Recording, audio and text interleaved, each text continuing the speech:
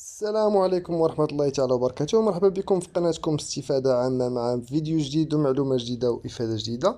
في هذا الفيديو هذا غادي نهضروا على المشهد النقدي بالمغرب والضغوط والتحديات اللي كيواجهها سوق الصرف والسيولة النقدية. فقبل ما ندخلوا في تفاصيل هذا الفيديو هذا، بالنسبة للناس اللي كيشاهدونا أول مرة، ما تنساوش تشتركوا في القناة وتضغطوا على جرس الجرس باش يوصلكم كل فيديو جديد وكل معلومة جديدة وكل إفادة جديدة، ودعمونا بواحد لايك الفيديو باش الفيديو يوصل لواحد العدد كبير ديال الناس. نبداو على بركة الله. فسوق الصرف والسيولة النقدية بالمغرب كيواجه تحديات صعبة، الشيء اللي كيولد واحد الضغط على المشهد النقدي بالمغرب.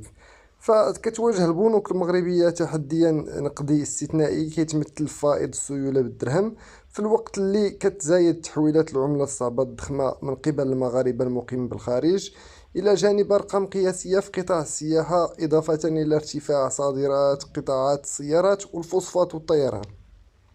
فكيعتمد النظام النقدي بالمغرب على تعويم محدود للعملة الوطنية، حيث كيتقلب سعر صرف الدرهم ضمن نطاق ضيق ما كيتجاوزش 5%، مقابل سلة عملات كتهيمن عليها اليورو والدولار.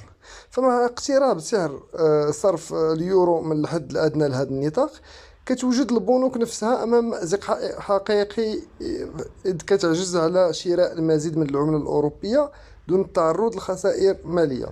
وفي ظل هذا الجمود اللي تصاب به سوق صرف العملات الأجنبية، تزايد فائض السيولة بالدرهم، لم يتدخل البنك المغرب كما في السابق لامتصاص الفائض وشراء العملة الصعبة، مكتفيا بترك السوق يتعامل مع الوضع بشكل تلقائي، الشيء اللي كيزيد من تعقيد المشهد النقدي.